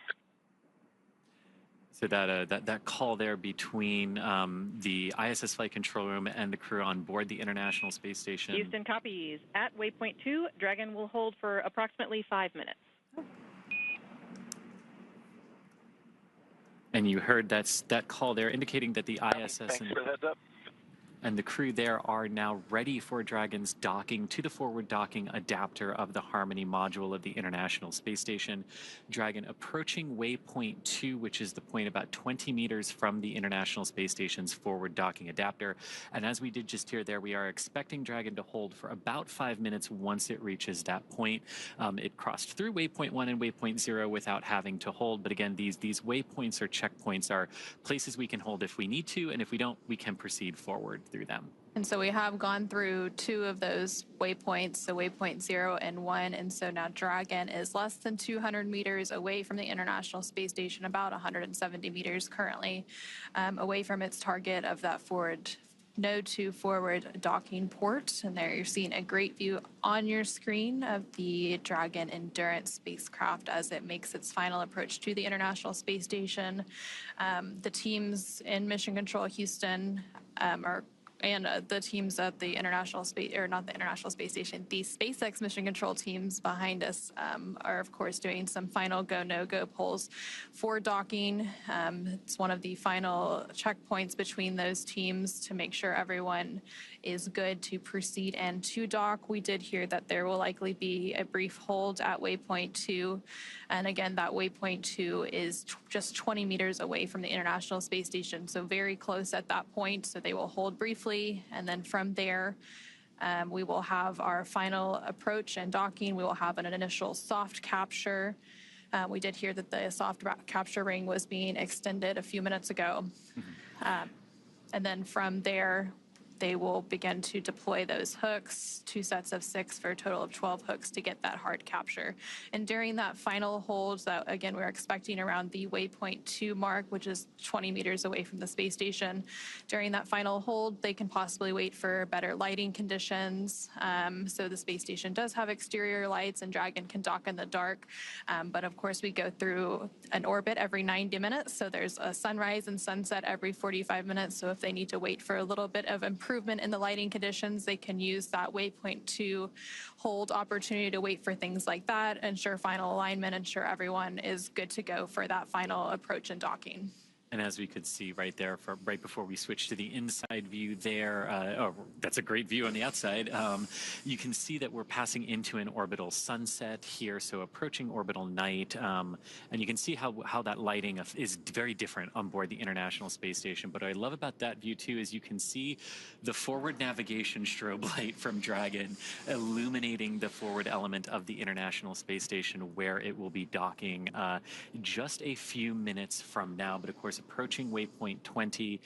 This is a view now from the International Space Station looking at Dragon. You can see the white navigation light indicating the center of the docking alignment axis there. And the green light that you see is the starboard navigation light. So just helping the folks on the International Space Station keep track of Dragon's orientation there. And the red one that just came into view is for the port side orientation. And I really love this too as we get into orbital night as we're approaching the space station, because we're probably going to see Dragon's Draco thrusters pulsing, and that's always a sight to behold in orbital night. And so Dragon and the International Space Station. Soft capture ring extension complete.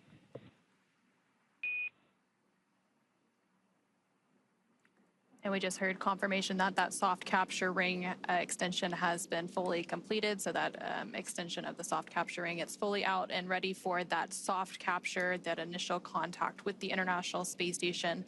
So right now, the International Space Station and Dragon are currently flying over Canada.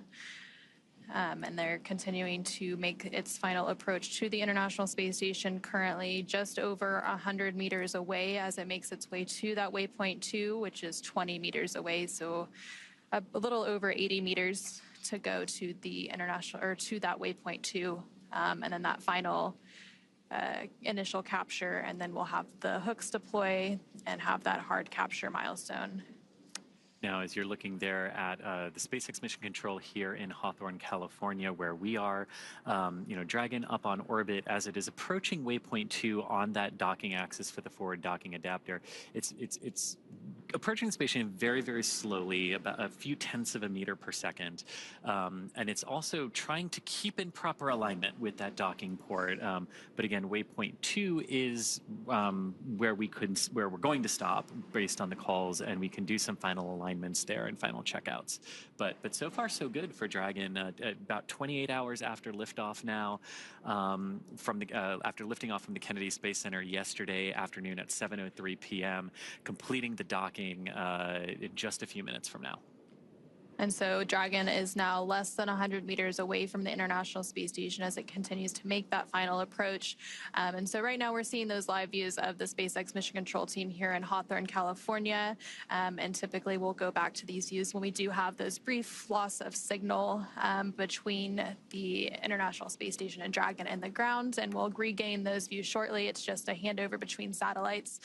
So that tracking and data relay satellite system that the International Space Station relies on, they have a brief handover period between satellites, which causes a loss of those views periodically throughout our coverage. Kind of like going from cell phone tower to cell phone tower.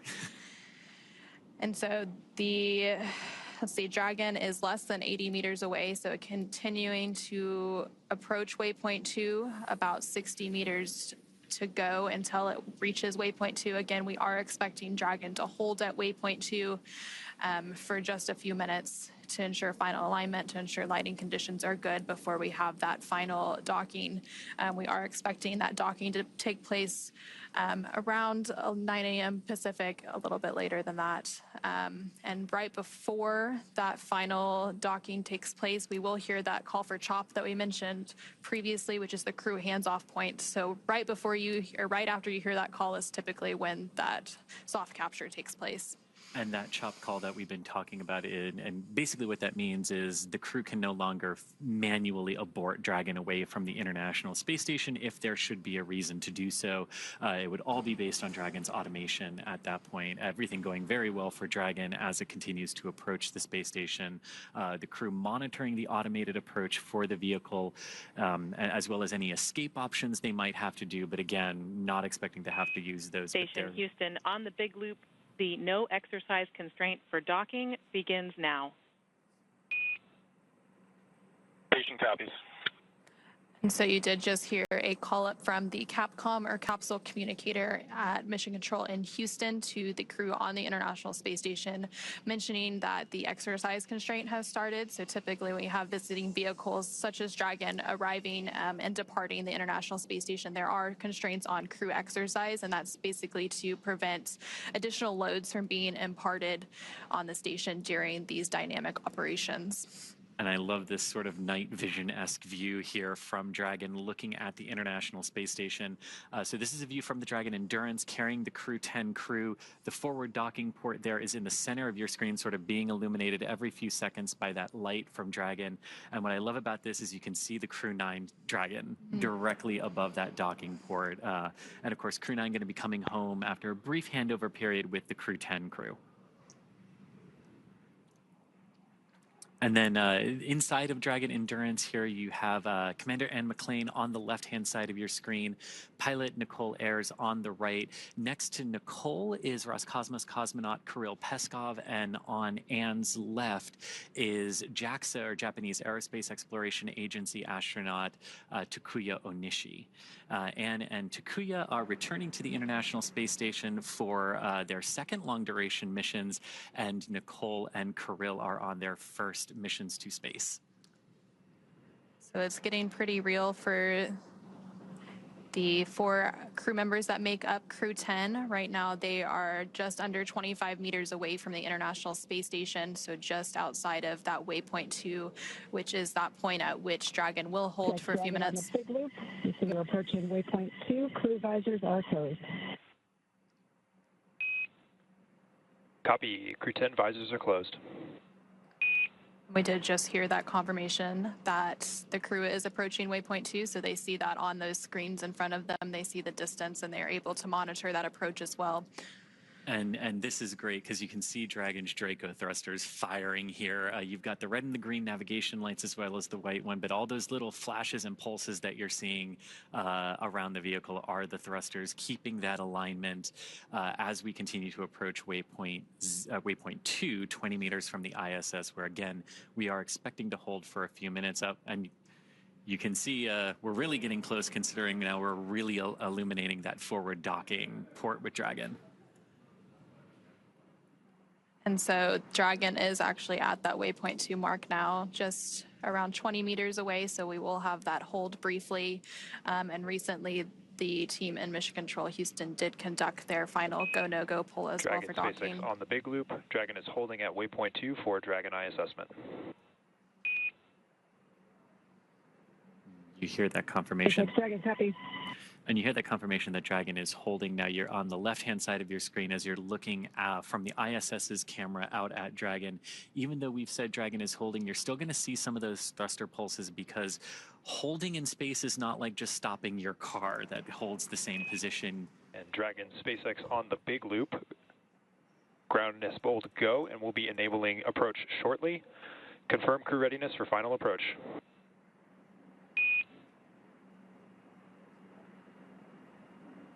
SpaceX Dragon, Crew 10 is ready for final approach. And that is great words there to hear from SpaceX Mission Control. Resume has been commanded. Reminder, once Dragon is inside the crew hands-off point, retreat and breakout are not permitted. Copy. And Anna, here we go. So we did just hear that they have the go to resume final approach, so that we had that brief hold completed at waypoint 2, which was just 20 meters away from the International Space Station. So Dragon will now resume its final approach and finish its fly into the International Space Station's Node 2 forward docking port. And we heard Dragon is in approach 2. We hear good confirmation of Dragon in that approach 2 mode, meaning it has passed waypoint 2 and is coming into the station. Again, you can see Station Houston on the big loop. Dragon is on final approach and is go for docking. Monitor per steps 5 and 6 in 1.102 Dragon approach and retreat monitoring. Station copy. and that was the call from the International Space Station Flight Control Room to the crew on the ISS. Again, just everyone confirming, making sure everyone's on the same page, as Dragon is now very close to docking with the International Space Station here today. And so Dragon is now just 17 meters away from the International Space Station and continuing to close in on its target. Coming up here shortly, we will likely hear that call out for CHOP, which stands for Crew Hands Off Point. That typically takes place less than 30 seconds before docking. So as soon as you hear that, you know that that docking will take place very soon after. And then at that point, when we hear the CHOP call out, any aborts will have to be done automatically by Dragon. And so also on the International Space Station, we have NASA astronaut Nick Hague monitoring this final approach. And then once Dragon is docked, NASA astronaut Butch Wilmore will walk through those hatch preparation and opening steps to welcome the crew on board. And Dragon is now less than 14 meters away from the International Space Station and continuing that final approach. These very delicate series of maneuvers now. Dragon approaching very, very slowly relative to the International Space Station.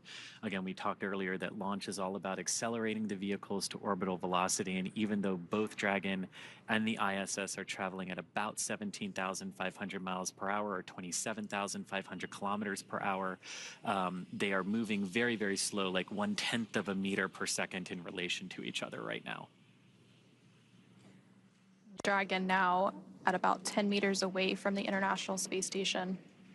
We're standing by for that call out for CHOP here shortly. SpaceX Dragon, 10 meters. Copy, 10. And again, you're looking at the forward docking port of the International Space Station, which is mounted to the Harmony or Node 2 module of the space station. The Crew 9 Dragon, which has been there since September, is also attached to a docking port on this module, and that Dragon is actually just off the top of your screen there as Crew 10's Dragon comes in for docking in just a few moments. And I love these views again. You've got the Dragon, you've got the ISS staring at Dragon on the left-hand side of your screen, and you've got Dragon looking at its docking port on the ISS on the right. And Dragon is now less than 7 meters away from the International Space Station as it continues to make that final approach. Traveling with a range rate of less than 0.082, which, as you mentioned earlier, it continues to get slower and slower as we make this final approach. Pretty good. 5 meters. Copy, 5 meters. So the next call we should hear is CHOP, or that crew hands-off period, followed moments later by docking. That typically comes at about 2 meters away from the International Space Station. Right now, we're less than 4 meters away.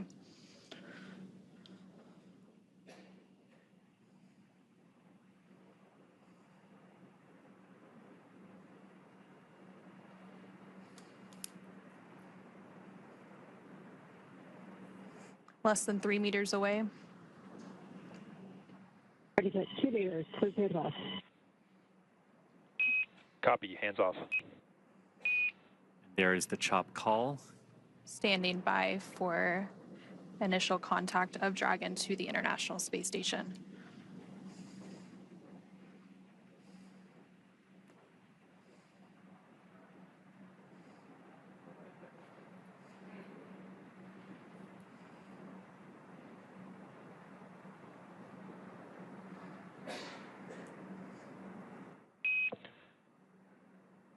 Dragon contact and soft capture complete.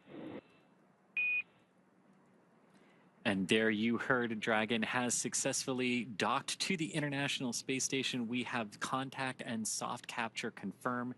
Soft capture meaning that the initial soft capture ring around Dragon has physically connected with the International Docking Adapter.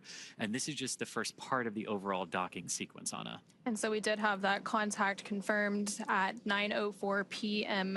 Pacific, 11:04 p.m. Central, while both Dragon and the International Space Station were flying 260 statute miles. Capture ring retraction in progress. Flying 260 statute miles over the Atlantic Ocean, and we did just hear confirmation that that soft capture ring is now beginning to retract. So they're beginning those steps to firmly attach Dragon to the International Space Station so that we can have what is known as a hard capture. And again, as we mentioned earlier, like all the timings of these events are a little nebulous and they can change around by a couple of minutes here. So while we were expecting completion of we're expecting the completion of soft capture ring retraction, which we heard was already underway in just a few minutes. That will be followed by the start of the hard capture sequence, which is a series of 12 hooks that are separated into 2 batches of 6 that drive between Dragon and the International Space Station to really hard connect them together. And then after we have that, we have a whole bunch of other things that sort of come into place at that point once Dragon is securely on the Harmony module of the ISS. Once those soft capture systems retract, the spacecraft will get in closer for the hard capture. And then and that's about a 15-minute process. And so once those hooks are fully driven, so those 2 sets of 6 hooks for a total of 12, then we will see those umbilicals deploy. And again, that helps to hardline the data and power from the International Space Station to Dragon. And then the crew on the International Space Station, as well as Dragon, will get ready for the hatch opening operation. So they will have to pressurize the vestibule. Again, that is that space between the Dragon hatch and the Space Station hatch that was previously exposed to the vacuum of space prior to this docking. Again, we had that docking initial capture at 9:04 p.m. Pacific. So they will work to pressurize that space, perform a series of leak checks, and then once everything is good and they get the go-ahead, they will open those hatches. Again, there's the hatch on Dragon that has to be open, as well as the station hatch, to then bring the crew tent onto the International Space Station. And there you're actually getting a live view from the International Space Station looking at the station hatch that will have to be opened before you can get to the Dragon hatch and bring the crew on board. And they will be welcomed by the Expedition 72 crew. And they will have a brief welcoming ceremony, and then they will go into a safety briefing and get up to speed and adjust to life on station. Again, completing that handover period with the Crew 9 crew before Crew 9 returns home. And then they get to work. Because as exciting as the last 28 hours have been from launch until docking, this is just the beginning of a multi-month mission for Crew 10. They're joining the Expedition 72 crew, which has been ongoing for the last few months aboard the International Space Station. And about a month from now, when a Soyuz crew rotation from Russia completes, that will actually mark the start of Expedition 73, which our Crew 10 crew will be joining. And of course, there are about 200 science experiments that the crew will be performing over the course of their multi-month mission up there. And I can't wait to see it and everything that they're going to be able to do up there. So they will be contributing to about 200 different experiments and technology demonstrations from human research. They're doing some flammability studies. Ring retraction complete. Docking sequence is holding for MCS reconfiguration. And we did just hear confirmation that the soft capture ring has been fully retracted. So again, that soft capture that happened with the initial contact about 4 minutes ago at 9:04 p.m. Pacific, 11:04 p.m. Central, as the International Space Station and Dragon were flying over the Atlantic Ocean. They are going to hold that docking's hard capture sequence a little bit to make some final configurations. We do expect that full hard capture process to take about 15 minutes, so we have about 10 or so more minutes to go there. The next step in that process will be to begin to deploy those hooks. Again, there are 12 total hooks that have to fully engage and really bring Dragon in for a nice hard seal to the International Space Station's forward docking port. And sort of like a lot of things with spaceflight, docking is not just a singular instantaneous event when the two vehicles actually meet and connect with one another. There's the soft capture, which we're through with Dragon right now. There's also, like the vehicles are moving in relation to one another at docking, so they've also got to make sure that any motion between them is dampened out and that they are really ready for that hard capture connection. And there you're seeing a live view on your screen on the right-hand side. That's a view from the International Space Station of the Dragon spacecraft Endurance, now docked to the International Space Station's Node 2 forward docking port. And again, that docking took place at 9:04 p.m. following an approximately 28-hour journey. Station Houston, on the big loop, MCS configured, proceeding with hook driving. Station copies. And there we hear good confirmation that what we were waiting for there and holding the docking sequence has been, we've gotten through that, and now we are going to begin that hard capture sequence, and that's what you were talking about, Anna, driving the series of 12 hooks, 6 at a time, to form that hard capture. And again, we expect that process to take about 15 minutes, but it really is great to see the Dragon Endurance back on the space station. Its 4th trip to space. This particular capsule has launched the Crew 3, Crew 5, and Crew 7 missions, and of course returned those astronauts safely to Earth. And now it's doing it again for the 4th time for the Crew 10. And it's the 10th total rotational mission for SpaceX flying crew to the International Space Station. Again, we did hear confirmation that the first set of 6 hooks for a total of 12 is now driving. So those will make a hard capture, and then they will drive the second set of 6 hooks. And then from there, we will have confirmation of that hard capture, and then they will deploy some umbilicals and then begin that pressurization and leak check series before we have hatch opening and welcoming Crew 10 on board the International Space Station. Of course, it's been a pretty long journey for Crew 10. They've been traveling for over 28 hours now following a liftoff yesterday of 7:03 p.m. Eastern, 4:03 p.m. Pacific from NASA's Kennedy Space Center in Florida, Launch Complex 39A. They had approximately 9-minute ride to orbit before we had that orbital insertion and second engine cutoff, and then they've been traveling in free flight since then. We're brief right on in for a picture-perfect docking over the North Atlantic. And so we did have that soft capture at 9:04. Now the first set of 6 hooks has fully closed, and now the second set of 6 hooks is driving. Once that second and final set of hooks finishes closing and driving, we will have that hard capture complete. And then from there, they will, of course, begin the pressurization process of the vestibule. And of course, part of Crew 10's arrival at the space station means that it's time for another crew who's been up there for a few months to come on home. So a few days after Crew 10, now that Crew 10 has docked, in a few days we will have the planned undocking and return of Crew 9, which includes NASA astronauts Nick Hague, Butch Wilmore, and Sunita Williams, as well as Roscosmos cosmonaut Alexander Gorbanov. Two of them have been up there since September. Nick and Alexander launched on Crew 9 in September on the Crew 9 mission from Slick 40 at the Cape Canaveral Space Force Station. And of course, Butch and Sunny were already on the space station and joined Crew 9 and will now be coming home on Dragon. So they will do that brief handover period. The handover period between crews is pretty typical. We like to ensure a continuous presence of U.S. crew, and then the Crew 9 will help bring Crew 10 up to speed as the new arrivals and get them adjusted to space station life before they return home.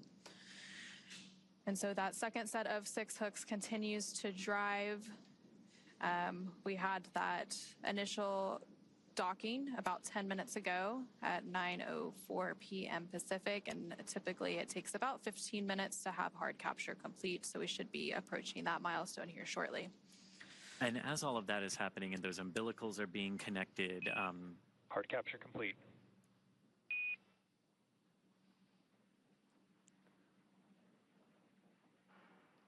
And there we heard confirmation that we do have hard capture, so all 12 hooks have finished driving. And then from there, the umbilicals will start to deploy, and that again brings that hardline data and power from the International Space Station to Dragon. And then the pressurization of the vestibule will begin. And again, NASA astronaut Butch Wilmore on the International Space Station side is on top to be to help with those hatch opening operations today. Again, we are expecting hatch opening about an hour and a half or so after or from now, and then from there will be a welcoming combined with the farewell remarks of Crew 10, since that handover is pretty short. And then from there they will adjust to station life. There will be a safety briefing, and then they'll get right into it as Expedition 72 members for the next month before they become Expedition 73. And and you can see that's Sunny Williams there in front of the hatch on the International Space Station side. So we did hear confirmation of hard capture is complete. The docking sequence still proceeding, though, with Dragon. You mentioned those umbilicals that are now being driven between the vehicles to establish good power and data connections between the International Space Station and Dragon.